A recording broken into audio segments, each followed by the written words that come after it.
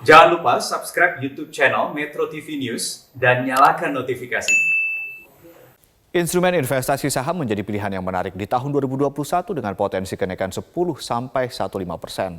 Maksud kami sampai 15%. Namun ada beberapa hal yang perlu dicermati dan dipelajari investor sebelum berinvestasi langsung di pasar saham. Dan berikut liputan Mercy Wijaya dan juru kamera Suari Tiasa. Di tahun 2021, indeks harga saham gabungan diprediksi menguat 10–15% menuju ke level 6.600 sampai 7.000.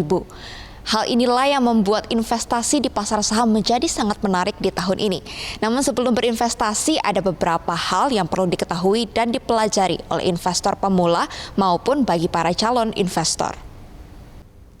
Ada beberapa hal yang perlu dipersiapkan sebelum Anda berinvestasi saham. Pertama, alokasikanlah dana khusus untuk berinvestasi, idealnya 10–15% dari penghasilan setiap bulan. Kedua, tentukanlah tujuan Anda berinvestasi. Apakah ini untuk keperluan jangka panjang, seperti untuk dana pensiun, atau untuk jangka pendek, seperti untuk berlibur. Setelah itu, Anda perlu mempersiapkan strategi untuk berinvestasi. Pelajarilah perusahaan yang sahamnya akan Anda beli. Lalu, targetkanlah keuntungan yang akan Anda raup dari investasi tersebut, sehingga Anda bisa menentukan posisi beli dan posisi jual di harga saham tertentu. Terakhir, pelajarilah resiko dari investasi Anda, karena pergerakan saham sangat fluktuatif, sangat mungkin bergerak naik, namun juga sangat mungkin bergerak menurun. Ada beberapa tipe investor, kebanyakan adalah investor jangka panjang, selama 3–5 tahun. Sehingga sebelum investasi, mereka perlu mempelajari fundamental perusahaan dan juga laporan keuangan perusahaan.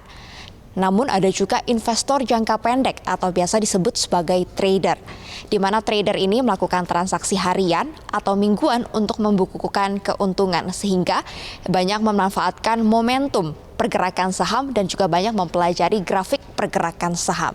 Mari kita simak tips investasi dari sejumlah analis. Kita mau investasi jangka panjang nih. Saya target investasi 1 tahun, 2 tahun atau 3 tahun, jangka panjang. Bahkan 5 tahun. Tetapi saya punya target 20% untung. Ternyata saham tersebut yang kita baru beli, besok, lusa, atau minggu depannya naik 20%. Lah, itu kita jangan malah menunggu-nunggu, kita sudah punya target nih. Jangan malah menunggu, oh nanti bisa 50%, nanti bisa 100%. Target sudah terpenuhi, jadi harus disiplin, kita lakukan eksekusi. Mau itu sebagian, mau itu seluruhnya, itu tergantung flexibility kita. Makanya saya lebih suka kalau kita bicara, jadilah investor yang fleksibel. Tidak harus trader, tidak harus investor jangka pendek, tidak harus investor jangka panjang. Ya, pertama kan pasti harus uang nganggur dulu ya. Nah, sekarang dengan konsep uang nganggur tersebut, dia rela nggak untuk disimpan lama? Apabila dia memang siap untuk menyimpan lebih lama, ya dia cukup mendalami analisa fundamental, lalu membeli saham dengan fundamental yang bagus. Itu pun nggak berarti kalau bilang investing berarti dia pasti tahunan. Bisa aja suatu ketika ada muncul sentimen yang bagus, tiba-tiba harga saham tersebut naik dari lebih cepat dari waktu yang diestimasikan. Itu kan bisa banget tuh terjadi. Nah, kalau misalnya anggaplah skenario terjeleknya memang dia perkirakan proyeksikan 5 tahun baru naik, ya dia harus siap. Kalau memang dia siap untuk melakukan hal tersebut, dia mau belajar investasi jangka panjang, pelajari laporan keuangan itu nggak apa-apa. Tapi kalau misalnya mau trading, fokus aja dengan pergerakan harga saham.